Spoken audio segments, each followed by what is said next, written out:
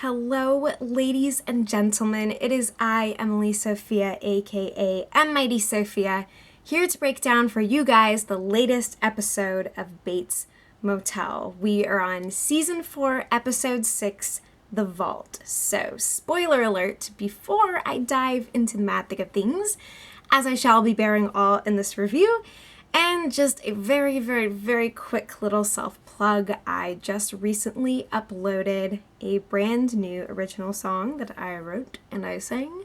The song is called Fingertip Galaxies. There's a link in the description to that. It's the first original song that I've uploaded to this channel in just about a year. It's kind of a work in progress, but I love to just kind of share that stuff with you guys as it comes about. So that's that. And also, this is the second time that I have tried to film this review because my camera is, in fact, Satan. So now that you know, you might want to be afraid of me.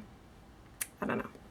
I mostly got it in check, but anyway, if I forget any key details that I thought that I already discussed because I did and then everything failed, well, please bring those things up in the comments below.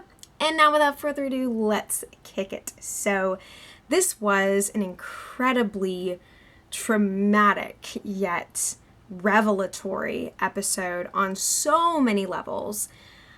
I think that probably the aspect about it that I found the most compelling and absorbing was Norma Bates, Vera Farmiga doing her thing, getting her crazy on. Her signature mad woman moves that I have so come to love and adore over the course of this series. There is no Norma Bates more fascinating than a Norma Bates who feels threatened, who feels backed into a corner, and who feels that she is losing control. Because when things get real interesting is the way that she fights back. She will not go down without a battle. Of course, the two main scenes that come to mind when I think of that side of Norma is her bridge confrontation with Chick and his ultimate delivery of his handiwork, the new glass pane for the door at the Bates establishment. And at that point, Norma believes that she is about to lose everything that she has strived for and that she has come to find comfort and joy in. And so, she's she's ready to get in the ring, get a little dirty, get a little roughed up. And as it turns out, she ends up confessing a huge underlying truth to Romero, who of course has really no idea who he's actually married. The two of them have had quite a few run-ins in the past, and you would think enough history for Romero to be able to judge by the context, kind of who Norma Bates is. But the fact of the matter is that her past of trauma, her trauma-born incestuous relationship with Caleb, all of that ends up coming to the surface in a big way. And it's really interesting because originally Chick had threatened to reveal all of that himself. But I think that, he could see not only her desperation, but her strength. And I think that ultimately Chick concluded that he would feel out of integrity with himself if he went forward and took this up as his cross to bear, or his cross to, crash down on somebody else's head. He realizes that regardless of what he's pursuing, regardless of his own personal ambitions, of his desire for vengeance, is it worth the cost of this woman's dignity or sanity? And so I love the character of Chick. I love that he ultimately decides to step back and decides to grace her with this gift. And we could even see from their scene in the diner, despite the fact that he is pressing for Norma to own up to what happened in her past, despite all of that, he admires her. He even makes a little comment about her gestures and just kind of the way she presents herself and her different mannerisms. And it's so cute that he would notice that. I mean, even in the midst of all the manipulative BS that he was putting her through, at day's end, she is an incredibly worthy contender. She is a woman who is broken, but who will not be taken out and will not be taken down easily. He sees that, admires that, and allows her to go forward with his life, arguably, hopefully, as he will go forward with his. So now, I have to address the elephant in the room, that being Caleb. I am not a fan of him as a character, the idea of him as a person. I can never side or empathize with a rapist, regardless of what relational foundation there was laid between him and Norma, whatever affection or intimacy there was. I can't fully get past that atrocity and I've just never liked him. And so I was not exactly pleased to see that he was coming back into the fray, but I think that the major reason why the writers brought him back in at this point is because the major conflict crisis point of Norma's life, the one thing that would threaten this happiness that she is chasing, Norman Bates, he is in rehab, in therapy, hanging out with Mother, as it turns out. So while he and Mother and Dr. Edwards are all getting to kind of know each other a little bit and spill their dirty secrets, there's got to be some source of friction for Norma to, feel her soul grinding up against. There has to be something to push her forward and to help her grow. And to, intensify the terrible irony beneath this show. The fact of the matter being that this happiness, this stability, this romance, this thing she's got going on with Romero it's a castle built on sinking sand, I'm afraid. And so it just underscores the impending tragedy all the more, as once she finally breaks down and finally owns up to who she is, to what she's done, to the things that she accepts about her past, to the things that she's agonized over all these years, Romero just looks at her and says, "Okay, you want me to pack my bags? I mean, pack yours too. Where are we going? Let's hit the road." And so it's clear that the two of them, they have forged a trust and a care and something that transcends the utter absurdity of their union, of the craziness and the drama of their past. All of a sudden, they are just two human beings together in light of all this truth, of all this awfulness, and yet they can go forward from that. Or so it would seem. So all that to say, Caleb is the impetus for Norma coming even closer to this happiness that we know is going to be completely and utterly undermined and nuclearly exploded by the return of Norman Bates from rehab. But so it's all just building up to that grand climax of horrendousness and terror and despair. Enjoy.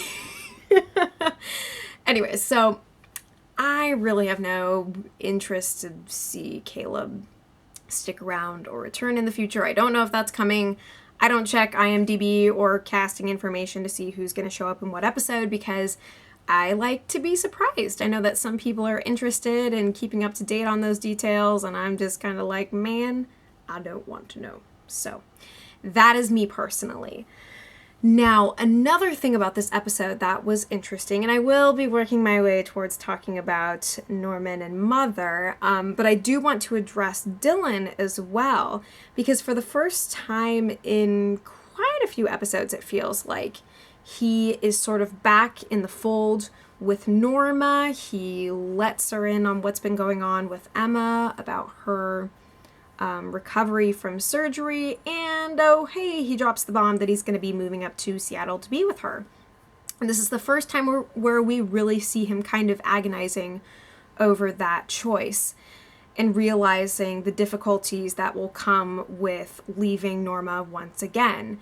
And we find out from Dylan when he goes to visit Norman that he was gone for, I mean, a lot of their childhood. The way that he coped with Norma's awful abusive relationship with her stepfather was to disappear, or to make it a career of not being at home, or whatever it is that he said in that one scene where they're playing croquet. But yeah, so now all of the sudden he's finally kind of realizing why it's gonna be a little bit difficult to try and ditch town. And that sucks, because the closer he sticks to the home front, the likelier he is to end up in the radius, the circumference of Mother. So I'm just saying, it's like, for as much as I want to make sure that Norma has a healthy support system of family and people who care about her beyond her son, you know, her that son. As much as I want that, it's like, Dylan, this is your chance. This is your window. And I don't know.